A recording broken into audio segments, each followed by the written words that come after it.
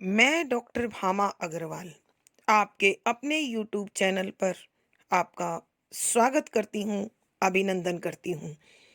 आइए प्यारे बच्चों, आज हम ध्रुव स्वामिनी नामक नाटक का अध्ययन शुरू करते हैं। इस नाटक के अध्ययन से पूर्व इसे सरल और सहज बनाने के लिए हमें इसकी भूमिका को समझना होगा, जो इस प्रकार है। ध्रुव स्वामिनी नाटक छायावादी साहित्यकार जयशंकर प्रसाद द्वारा रचित है, जो 1933 में प्रकाशित हुआ। यह भारतीय इतिहास के स्वर्ण युग गुप्त काल की पृष्ठभूमि को लेकर रचा गया। इसमें पुरुष सत्तात्मक समाज के शोषण के विरुद्ध नारी के विद्रोह द्वारा उसके अस्तित्व, अस्मिता, अधिकार, अनुचित विवाह से मोक्ष तथा पुनर्लगन की समस्या का समाधान प्रस्तुत किया गया है। यहाँ समुद्रगुप्त की मृत्यु से लेकर चंद्रगुप्त के राजा बनने तक के समय के घटनाक्रम को 3 भागों में विभाजित किया गया है। पात्र सूची: ध्रुव स्वामिनी, मंदाकिनी, कोमा, चंद्रगुप्त, रामगुप्त, शिखर स्वामी, पुरोहित, शकराज, खिंगिल, मिहिरदेव, सामंत कुमार, शक सामंत, प्रतिहारी, प्रहरी, दासी, कुबड़ा, बोना, हिजड़ा, नर्तकियां। प्रथम अंक इस प्रकार है। द्वितीय दृश्य के कुछ स्मरणीय बिंदु इस प्रकार हैं। नंबर 1, दूसरे दृश्य के आरंभ में शक दुर्ग के बगीचे में कोमा बड़े प्रेम से पौधों की देखभाल कर रही है। नंबर 2, कोमा अपने हृदय में समाये शकराज के प्रेम से पुलकित यौवन को बसंत का उत्सव मानती है और अपने मनोभाव एक गीत के रूप में व्यक्त करती है। नंबर 3, तभी शकराज अपने ख्यालों में खोया हुआ नग्न तलवार हाथ में लिए वहां आकर टहलने लगता है, मगर कोमा को नहीं देखता। नंबर 4, शकराज के टहलने की आहट से कोमा को उसके आने का पता चलता है। नंबर 5, जहां कोमा शकराज से अनन्य प्रेम करती है, वहां शकराज उसे विलास की सहचरी मानता है और वाग्दत्ता कहकर फुसलाए रखता है। नंबर 6, शकराज खिंगिल के न आने से चिंतित है, अतः कोमा से मदिरा मांगता है। नंबर 7, तभी खिंगिल आकर रामगुप्त द्वारा शर्तों के मानने की सूचना देता है। नंबर 8, शर्तों की स्वीकृति से प्रसन्न शकराज शक सामंतों के साथ अत्यधिक मदिरा और नृत्य के साथ विजय उत्सव मनाता है। नंबर 9, रात्रि बढ़ने के साथ साथ ध्रुव स्वामिनी के लिए शकराज की बेचैनी बढ़ने लगती है। नंबर 10, तभी खिंगिल दुर्ग तोरण में शिविकाएं अर्थात पालकियां आने की सूचना देता है। नंबर 11, खिंगिल शकराज से ध्रुव स्वामिनी की एकांत में मिलने की इच्छा के विषय में बताता है। नंबर 12, शकराज ध्रुव स्वामिनी का मजाक उड़ाते हुए उसकी इच्छा स्वीकार कर एकांत में मिलने को राजी हो जाता है। नंबर 13, कोमा शकराज को समझाते हुए कहती है कि आज तुम एक स्त्री को अपने पति से विच्छिन्न कराकर अपने गर्व की तृप्ति के लिए कैसा अनर्थ कर रहे हो और नाराज होती है। नंबर 14, शकराज इस दुष्कर्म को राजनीतिक प्रतिशोध कहकर टालता है। नंबर 15, शकराज कोमा के इस वार्ता के समय आचार्य मिहिरदेव आ जाते हैं और वह इस दुष्कर्म को अनुचित ठहराते हैं। नंबर 16, कामुक शकराज उनकी अवहेलना करता है तो वो जाने लगते हैं। नंबर 17, उसी समय आकाश में विचरते नील लोहित धूमकेतु को देखकर अमंगल की सूचना देते हैं। नंबर 18, ध्रुव स्वामिनी के वेश में चंद्रगुप्त और ध्रुव स्वामिनी शकराज के समक्ष असली ध्रुव स्वामिनी होने का नकली दावा कर उसे भ्रमित करते हैं। नंबर 19, तभी चंद्रगुप्त असली वेश में आकर शकराज को द्वंद्व युद्ध के लिए ललकारता है। नंबर 20, शकराज मारा जाता है तभी मगध सामंत किले पर अधिकार कर लेते हैं। नंबर 21, सभी ध्रुव स्वामिनी की जय हो के नारों के साथ दुर्ग में प्रवेश करते हैं और पर्दा गिरता है। आइए प्यारे बच्चों, अब हम इस दूसरे अंक के पदों की व्याख्या के द्वारा इसकी विषय वस्तु को समझने की कोशिश करते हैं। पद संख्या 21, दूसरा सामंत श्रीमान की आज्ञा मानने के अतिरिक्त दूसरी गति नहीं। उन्होंने समझ से काम लिया, नहीं तो हम लोगों को इस रात की कालीमा में रक्त की लाली मिलानी पड़ती। तीसरा सामंत, क्यों बकबक करते हो? चुपचाप इस बिना परिश्रम की विजय का आनंद लो। लड़ना पड़ता तो सारी हेकड़ी भूल जाते। दूसरा सामंत क्रोध से लड़खड़ाता हुआ उठता है। हमसे? तीसरा सामंत, हाँ जी, तुमसे।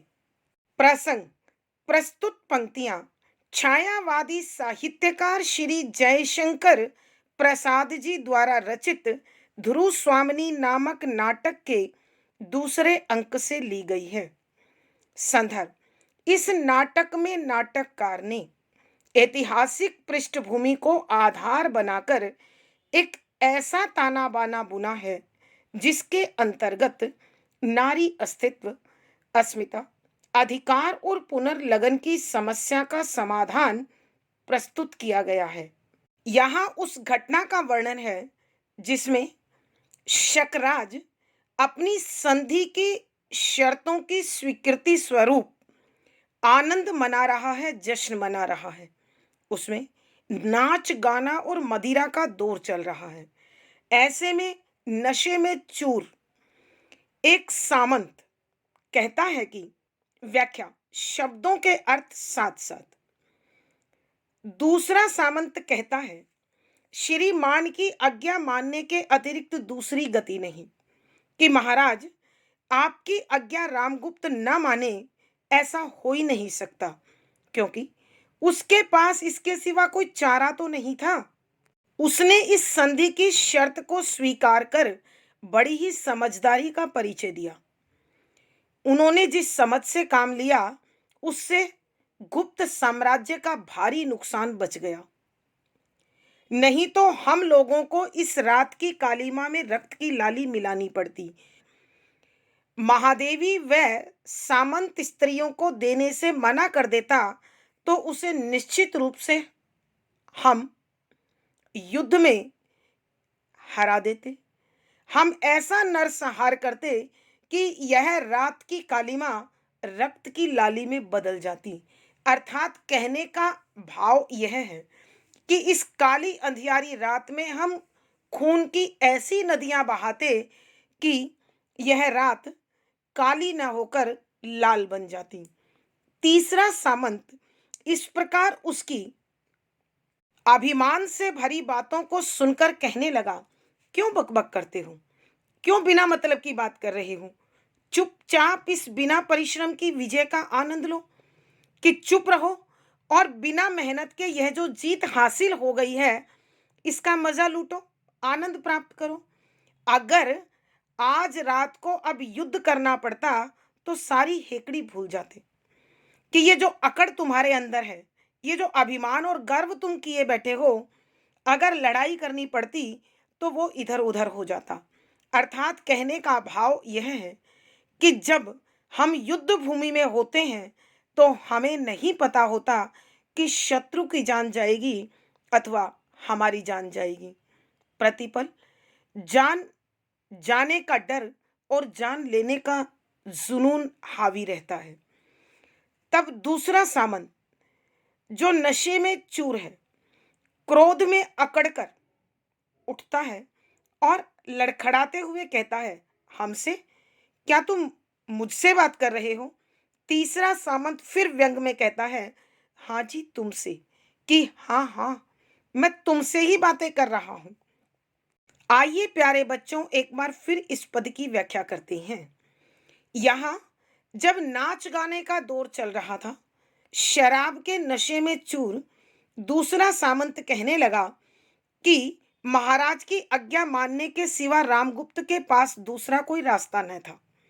यदि वो इस शर्त को स्वीकार न करता तो निश्चित रूप से उसे युद्ध करना पड़ता और इस युद्ध में हम उसके छक्के छुड़ा देते, उसे भारी नुकसान पहुंचाते।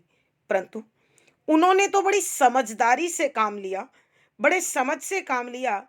महारानी और सामंत स्त्रियों को हमें देना स्वीकार कर अपने आप को युद्ध और भीषण नरसंहार से बचा लिया।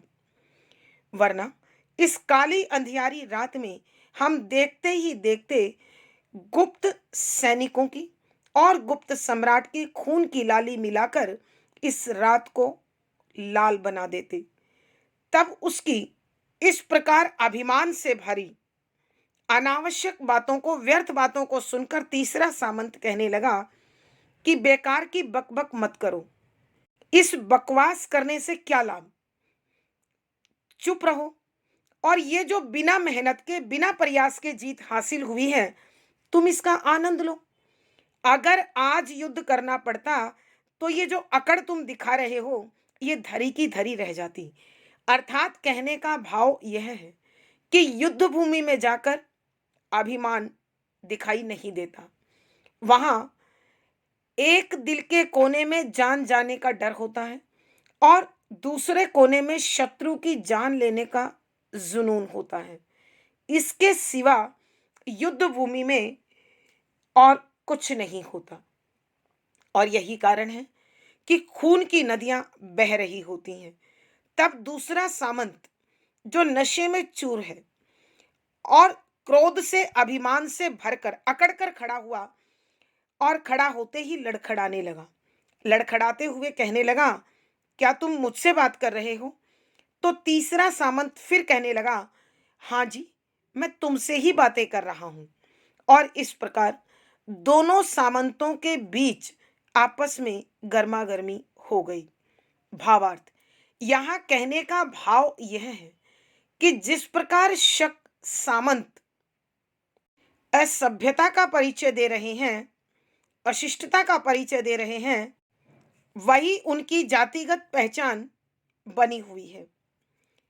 विशेष यहाँ शकों की लड़ाकू प्रवृत्ति पर प्रकाश डाला गया है। शुद्ध साहित्यिक खड़ी बोली है, तत्सम प्रधान शब्दावली है, व्यंजना शब्द शक्ति है, प्रसाद गुण है, संवादात्मक शैली और अनुभूति परक बिंब है। पद संख्या 22, दूसरा सामंत। तो फिर आओ तुम्ही से निपट ले। सब परस्पर लड़ने की चेष्टा करते हैं। शकराज खिंगिल को संकेत करता है, वह उन लोगों को बाहर लिवा जाता है। तूर्य नाद। शकराज, रात्रि के आगमन की सूचना हो गई है। दुर्ग का द्वार अब शीघ्र ही बंद होगा। अब तो हृदय अधीर हो रहा है। खिंगिल, खिंगिल का पुनः प्रवेश। प्रसंग पूर्ववत। संदर्भ, यहाँ उस घटना का वर्णन है जब शकराज के दरबार में जीत का जश्न मनाया जा रहा है और नाच गाने के उस दौर में नशे में चूर सामंत आपस में झगड़ने की कोशिश कर रहे हैं। तो इस वाद प्रतिवाद में दूसरा सामंत कहता है कि व्याख्या, शब्दों के अर्थ साथ साथ। यहां जब सभी सामंत आपस में झगड़ने की कोशिश करते हैं, यहां जब तीसरा सामंत कहता है कि हाँ मैं तुम्ही से बोल रहा हूं, तो दूसरा सामंत और भी अकड़कर लड़ने को उत्सुक हो जाता है, उग्र हो जाता है। वह कहता है, तो फिर आ जाओ, पहले मैं तुम्ही से निपट लेता हूं। अर्थात, आओ, पहले मैं तुमसे युद्ध कर तुम्हें अपनी वीरता का परिचय दे देता हूं। तब दरबार में बैठे सभी सामंत आपस में लड़ने की कोशिश करने लगते हैं। शकराज खिंगिल को इशारा करता है कि वह वहां बैठे सभी सामंतों को बाहर ले जाए, और उस इशारे को समझकर खिंगिल उन सबको बाहर ले जाता है। तभी शक किले के तोरण से द्वार बंद होने के लिए तेज ध्वनि सुनाई देती है और बाहर शोर शराबा होता है।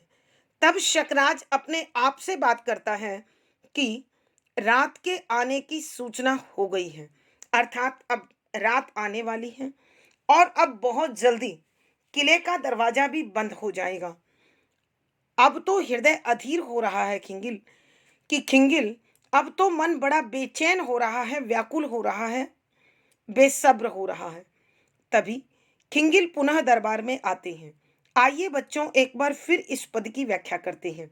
यहाँ जब तीसरा सामंत दूसरे को कहता है कि इस तरह बिना मतलब की बातें करने से क्या लाभ, बिना प्रयास करे जो जीत हासिल हो गई उसका चुपचाप आनंद लो, तो दूसरा सामंत अकड़कर कहता है कि आओ, पहले मैं तुम्ही से निपट लेता हूं, तुम्हें ही अपनी वीरता का परिचय देता हूं। और इस प्रकार दरबार में बैठे हुए सभी सामंत आपस में झगड़ने की कोशिश करते हैं। तब शकराज खिंगिल को उन्हें बाहर ले जाने का इशारा करता है और वह उन सभी सामंतों को दरबार से बाहर ले जाता है। तभी किले के तोरण से रात्रि के आगमन की सूचना देती आवाज आती है और किले के बाहर शोर शराबा होने लगता है। ऐसे में शकराज अपने आप से बात करते हुए कहता है कि अब रात होने की भी सूचना मिल गई है कि अभी तक गुप्त साम्राज्य से पालकियां नहीं आई हैं। अब तो दुर्ग का दरवाजा भी जल्दी ही बंद हो जाएगा, अर्थात अगर वो देर से आई तो भी अंदर प्रवेश नहीं कर पाएंगी। और अपने आप से ही बातें करते हुए वो खिंगिल को संबोधित करता है, खिंगिल, अब तो मन बड़ा बेचैन हो रहा है, व्याकुल हो रहा है, बेसब्र हो रहा है। उसी समय दरबार में खिंगिल दोबारा आता है। भावार्थ, यहाँ नाटककार के कहने का भाव यह है कि शक साम्राज्य में राजा हो अथवा प्रजा, किसी में भी संस्कार और उच्च मनोबल की प्रतिष्ठा नहीं है। विशेष यहाँ शकराज की विलास प्रियता पर प्रकाश डाला गया है। शुद्ध साहित्यिक खड़ी बोली है, तत्सम प्रधान शब्दावली है, प्रसाद गुण है, व्यंजना शब्द शक्ति है, संवादात्मक शैली और अनुभूति परक बिंब है। पद संख्या 23। खिंगिल, दुर्ग तोरण में शिविकाएं आ गई हैं। शकराज गर्व से, तब विलंब क्यों, उन्हें अभी ले आओ। खिंगिल सविनय, किंतु रानी की एक प्रार्थना है। शकराज, क्या? खिंगिल, वह केवल श्रीमान से ही सीधे भेंट करना चाहती है, उनकी मर्यादा। शकराज ठठाकर हंसते हुए, क्या कहा? मर्यादा? भाग्य ने झुकने के लिए जिन्हें विवश कर दिया है, उन लोगों के मन में मर्यादा का ध्यान और भी अधिक रहता है। यह उनकी दयनीय दशा है। प्रसंग पूर्ववत। संदर्भ, यहाँ नाटककार ने उस घटना का वर्णन किया है जिसमें शकराज के पास गुप्त साम्राज्य से पालकियां पहुंच चुकी हैं और खिंगिल उनकी सूचना महाराज को देने जाता है। तब जो बातचीत शकराज और खिंगिल की होती है, यहाँ उसका उद्घाटन किया गया है। व्याख्या, शब्दों के अर्थ आवश्यकता के अनुसार। दुर्ग किला, तोरण, मुख्य द्वार, ऊंचा बड़ा जो द्वार होता है उसे तोरण कहते हैं। में शिविकाएं पालकियां, गर्व से अभिमान से, विलंब देर, क्यों किस लिए, सविनय विनम्रता से, प्रार्थना विनती, मर्यादा लज्जा शर्म, ठठाकर हंसना बहुत जोर से हंसना, विवश मजबूर, मर्यादा, नारी शर्म, दयनीय, दया करने योग्य दशा स्थिति कि खिंगिल महाराज शकराज को जाकर सूचना देता है कि महाराज, शक किले में पालकियां आ गई हैं जो गुप्त साम्राज्य से आनी थी। तब शकराज बड़े अभिमान से भरकर कहता है कि फिर देर किस बात की है, उन्हें तुरंत अंदर ले आइए। खिंगिल बड़ी विनम्रता के साथ कहता है कि महाराज, रानी ध्रुव स्वामिनी एक विनती कर रही है। शकराज पूछता है वो क्या कहना चाहती हैं। तब खिंगिल कहता है वह केवल श्रीमान से ही सीधे भेंट करना चाहती है कि महादेवी की इच्छा है वो कहीं और न रुककर सीधे आपसे मुलाकात करे, आपसे ही मिले। उनकी मर्यादा, ताकि उनकी शर्म, उनकी प्रतिष्ठा धूमिल ना हो, उनकी इज्जत कम ना पड़े। शकराज इस प्रार्थना पर बड़े जोर से ठहाका लगाकर हंसता है। क्या कहा? ये क्या कह रहे हो खिंगिल? मर्यादा, नारी की शर्म, भाग्य ने झुकने के लिए जिन्हें विवश कर दिया है, कि जो भाग्य के हाथों मजबूर होकर शत्रु के समक्ष झुकने को मजबूर हैं, लाचार हैं, उन लोगों के मन में मर्यादा का ध्यान और भी अधिक रहता है कि इन लोगों को शर्म, लिहाज, संस्कारों का और भी अधिक ध्यान रहता है, और यह उन बेचारों की दया करने योग्य स्थिति होती है, तो उस पर दया अवश्य की जाएगी। आइए बच्चों, एक बार फिर इस पद की व्याख्या करते हैं। यहाँ खिंगिल शकराज के दरबार में उपस्थित होता है और वह शकराज से कहता है कि महाराज, किले के द्वार पर गुप्त साम्राज्य से आने वाली पालकियां पहुंच चुकी हैं। तब शकराज अभिमान से भरकर खिंगिल को आदेश देता है, फिर देरी किस बात की है, उन्हें तुरंत अंदर ले आइए। तब खिंगिल बड़ी विनम्रता के साथ प्रार्थना करता है कि महाराज, महादेवी ने एक विनती की है। तब शकराज पूछता है कि वो क्या कहना चाहती है। खिंगिल कहता है कि महाराज, महारानी केवल आपसे अकेले में सीधे मिलना चाहती है, क्योंकि यह उनकी प्रतिष्ठा का प्रश्न है, उनके सम्मान का विषय है। तब शकराज ठहाका लगाकर बड़े जोर से हंसता है और कहता है, ये तुम क्या कह रहे हो खिंगिल?